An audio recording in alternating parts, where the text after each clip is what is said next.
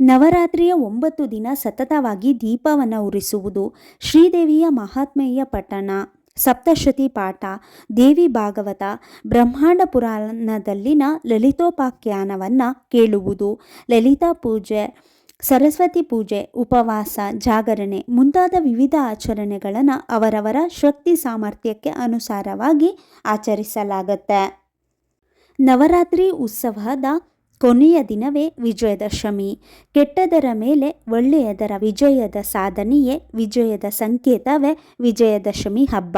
ಈ ಹಬ್ಬ ಎಡುಕಿನ ಮೇಲೆ ಒಳಿತಿನ ವಿಜಯವನ್ನು ಸೂಚಿಸುತ್ತೆ. ವಿಜಯದಶಮಿಯ ದಿನ ಬನ್ನಿ ಮರವನ್ನು ವಿಶೇಷವಾಗಿ ಪೂಜಿಸಲಾಗುತ್ತೆ. ಹಿರಿಯರಿಗೆ ಕಿರಿಯರು ಬನ್ನಿ ಎಲೆಯನ್ನು ನೀಡಿ ಆಶೀರ್ವಾದ ಪಡೆಯುತ್ತಾರೆ. ಶಮಿ ಪತ್ರೆಯನ್ನು ವಿನಿಮಯ ಮಾಡಿಕೊಳ್ಳುವಾಗ ಈ ಶ್ಲೋಕವನ್ನು ಹೇಳಲಾಗತ್ತೆ. ಶಮಿ ಶಮೀಯತೆ ಪಾಪಂ ಶಮಿ ಶತ್ರುವಿನಾಶಿನಿ ಅರ್ಜುನಸ್ಯ ಧನುರ್ಧಾರಿ ರಾಮಸ್ಯ ಪ್ರಿಯದರ್ಶಿನಿ ಕರಿಷ್ಯಾಮಾಣ ಯಾತ್ರಾಯ ಯಥಾಕಾಲಂ ಸುಖಮಯ ತತ್ರ ನಿರ್ವಿಘ್ನ ಕರ್ತೃತ್ವಂ ಭವ ಶ್ರೀರಾಮ ಪೂಜಿತ. ಶಮಿ ವೃಕ್ಷವು ಪಾಪವನ್ನು ಹಾಗೂ ಶತ್ರುಗಳನ್ನು ಶಮನ ಮಾಡುತ್ತೆ. ಅದು ಅರ್ಜುನನ ಬಾಣವನ್ನು ಕಾಪಾಡಿದ್ದು ರಾಮನಿಗೆ ಅತಿ ಪ್ರಿಯವಾಗಿರುವುದು ಆಗಿದೆ. ಸದಾಕಾಲವೂ ಸುಖವನ್ನು ನೀಡುತ್ತೆ. ರಾಮನು ಕೂಡ ಬನ್ನಿ ಮರವನ್ನು ಪೂಜಿಸಿದ್ದ. ನಾನು ಎಂದಿನಂತೆ ವಿಜಯ ಯಾತ್ರೆಗೆ ಹೊರಡುವವನಿದ್ದೇನೆ. ನನ್ನ ಈ ಯಾತ್ರೆ ನಿರ್ವಿಘ್ನ ಸುಖಕರವಾಗುವಂತೆ ಮಾಡು ಎಂದು ಈ ಶ್ಲೋಕದ ಮೂಲಕ ಕೇಳಿಕೊಳ್ಳಲಾಗತ್ತೆ. ಬನ್ನಿಯನ್ನು ಬಂಗಾರ ಎನ್ನಕ್ಕೆ ಸಹ ಕಾರಣವಿದೆ. ಬನ್ನಿ ಬಂಗಾರ ಎಂದು ಕರೆಯಲು ತ್ರೇತಾಯುಗದಲ್ಲಿ ಕಥೆಯೊಂದಿದೆ.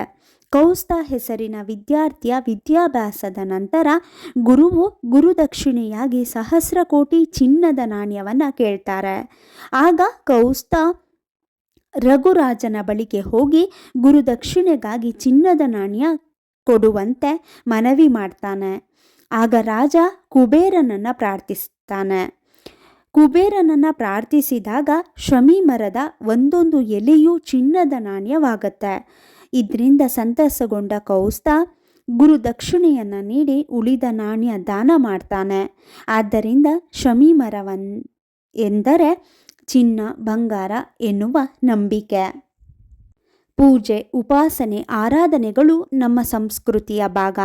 ಯಾವುದೇ ಕಾಮಿತಾರ್ಥವಾಗಿ, ಫಲಪ್ರಾಪ್ತಿಗಾಗಿ, ಭೀತಿ ನಿವಾರಣೆಗಾಗಿ, ಸಾಧನೆಯ ಮಾರ್ಗಕ್ಕಾಗಿ ಹೀಗೆ ಅನೇಕ ಕಾರಣಗಳಿಗಾಗಿ ಉಪಾಸನೆಗಳನ್ನು ಕೈಗೊಳ್ಳುವುದು ಸಾಮಾನ್ಯ.